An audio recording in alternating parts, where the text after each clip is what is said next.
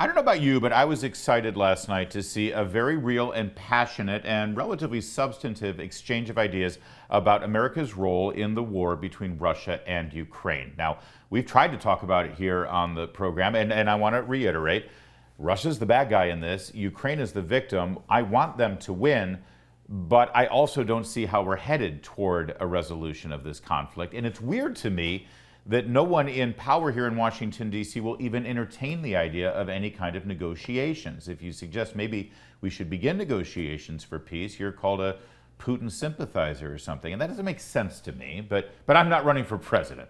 Last night, Vivek Ramaswamy, who is running for president, was asked if he would support any more funding for the effort. And here's what he said. Mr. Ramaswamy, you would not support an increase of funding to Ukraine? I would not. And I think that this is disastrous, that we are protecting against an invasion across somebody else's border when we should use those same military resources to prevent across the invasion of our own southern border here in the United States. It's a good point, and you heard the reaction from the crowd. I was in the room, of course, as I've mentioned, and it was genuine. There was a lot of support for that position. Now, Vice President Pence, as well as former governor and former ambassador to the United Nations, Nikki Haley, took issue with that. It was a pretty lively exchange, and both of them said, you know, you can do both. You can protect the border and you can be the leader of the free world and a robust ally to a country like Ukraine, who is the victim of Russian aggression. And, well, it sort of deteriorated into an exchange between Vivek and Nikki here. Yeah, I wish you well in your future career on the boards of Lockheed and Raytheon. You know, I'm not on but the fact of the matter, and Raytheon, and you know, Boeing you came off of it, but you've been pushing this lie. You've been pushing this lie all week, Nikki. You want to go and defund Israel? You want to okay, let me address that. I'm glad you brought that up. I'm going to address each of those right now. This is the false lies of a professional politician. There you have it. Your watch, so the reality make America less safe. You have no foreign policy experience, and it shows. And you know what? All right. Well, that was something. Let's bring in Robert Wilke. He is a former Assistant Secretary of Defense at the Pentagon and former Secretary of Veterans Affairs. Mr. Wilke, thanks for joining us. Well, it's always good to see you, Larry. Now, one thing I'll say in defense of the governor, and I'm not taking sides in this, is that she was on those boards, but she got kicked off by the woke corporate establishment after January 6th when they purged anyone who had any association with Donald Trump. Yeah. So. Yeah, that's a good point, an important point to make, and it does sort of put in perspective exactly Mr. Ramaswamy's charge there. That said, and I'm not asking you to take sides, because honestly, right. I think both sides do make a very good point. That's what makes it a challenging issue. Where do you think the Republican Party is headed with this discussion? Well, I think it's headed in a dangerous path, and it's a path that it's been trod on before. That led to numerous defeats before Dwight Eisenhower became president, and that is retreat behind our oceans and such a limited view of the dangers in the world. In the sense that, Larry, that there's a three-legged stool out there: China, Iran, and Russia. They are self-supporting. Their combined desire is to destroy the liberal world order as it has existed since the surrender of Japan. I can vision, and I've done this in war games, that if China were to go after Taiwan, their clients in Moscow and Tehran would make trouble for the United States and Europe and the Middle East, because unlike China, our interests are global. Our forces are spread out throughout the world. So I see killing Russians as hurting China, and helping to preserve this world order that we enjoy. I'll tell you this, to Vice President Pence's credit, he made an argument last night that I have not heard at all. And again, one of my biggest arguments here is that we're not even allowed to discuss or debate this issue, right? You're either for us or against us. You're with us or you're our enemy. He made an important, compelling argument, which is, listen, Ukraine is not a member of NATO, which means our troops are not automatically committed to this Absolutely. fight. And so if we can fund them and help them fight Russia, that prevents the next country, because the next country that gets invaded is a NATO country, and that will commit our troops. Now, that's a good argument, I think, but does it stand? Does it hold? Is it given how this fight is going, is that because it sounds like we just got to keep throwing money after money after money? well, you're going to throw money until both sides are exhausted.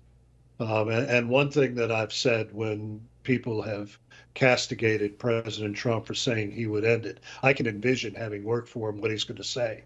The phone call will go to Moscow, and the demand will be, you either stop or we're going to give them absolutely everything they need to defeat you, to destroy you. But back to Mike Pence's point, it's been fundamental in American foreign policy, really the forerunner of containment, that under President Truman and his successors, we give aid to anyone resisting outside aggression or an armed minority, usually communist, within its country, so that, as you just pointed out, American troops don't have to be on the ground. The problem that I see is one you have laid out, and that the next country on the other side is Poland. The next country on the other side from St. Petersburg is Finland. Now, Putin is so weak, it would be suicide to take on either one of those countries. But there's always that possibility. Yeah. Let me also ask you about, I think, very real concerns about the government in Ukraine, corruption in Ukraine, their obvious relationship with our president, and the fact that his family, through potentially criminal activities, could be compromised with that government, and the fact that when it's an audit is called, when any kind of reconciliation of funds to make sure that the money isn't going to criminal enterprises in Ukraine, which there are many, or to waste, that you're shot down for that. Congress called for an inspector general specific to the funding of Ukraine, and that was killed. It's almost like you're not allowed to make sure that the money is being spent wisely, and most Americans are very suspicious of that, Mr. Wilke. Well, and it should be. Look, we have to account for our dollars. What I have seen is that the Ukrainians are using everything that we give them to fight Russians. And in terms of allying ourselves with imperfect political entities, all I have to point is that we were allied with the second greatest mass murderer in human history, only rivaled by Mao Zedong, and that's Joseph Stalin and his fight with Adolf Hitler. And we had people in Washington who ignored for many years after that war what Stalin was actually up to. So I'm not worried about that. The American interest is to weaken Russia, Iran, and China. Yeah.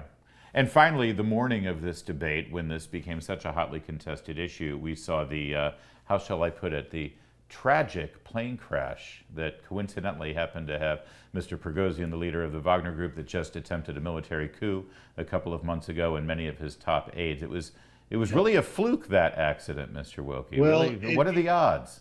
Well, the odds, actually, it's a change in heart for Putin. Usually these guys are feeding pigeons on the ledge of a 10-story hospital window and they suddenly fall out. But anyone who believes that Putin is anything other than the most accomplished killer on the planet is in cloud cuckoo land, as the Germans would say. Finally, I want to say, just in our final minute here, I was concerned and frankly disappointed that there was no question or discussion of our veterans last night. I know that you're the former Secretary of Veterans Affairs, and I know that you have a great, deep affection for those who served. I would think that that would be right in the wheelhouse of Republican candidates wanting to be president. What do you think happened there? It should be, because Biden left VA in tatters, as you know. We had a great revival under President Trump. And what should have been the topic was that of the 8,000 people that President Trump had me fired for not serving veterans, this administration on Wednesday signed an agreement with the government union to bring almost 7,000 of those people back with back pay. Wow. Even those who put veterans in danger. And you hear silence from the Washington establishment and silence from the press. The Washington Post was very interested in veterans from January 20th, 2021 until January 20th of 2017 to Yes. January 20th of 2021. They haven't had any articles since that time. Not so much. Well, I'm glad we could shine a little bit of light on it here, sir. Thank you so much for joining us. I really appreciate your insight. Always good to see you, Larry. Former Secretary of the Veterans Affairs, Robert Wilke. There's more to come on O'Connor tonight. Keep it here. It's Salem News Channel.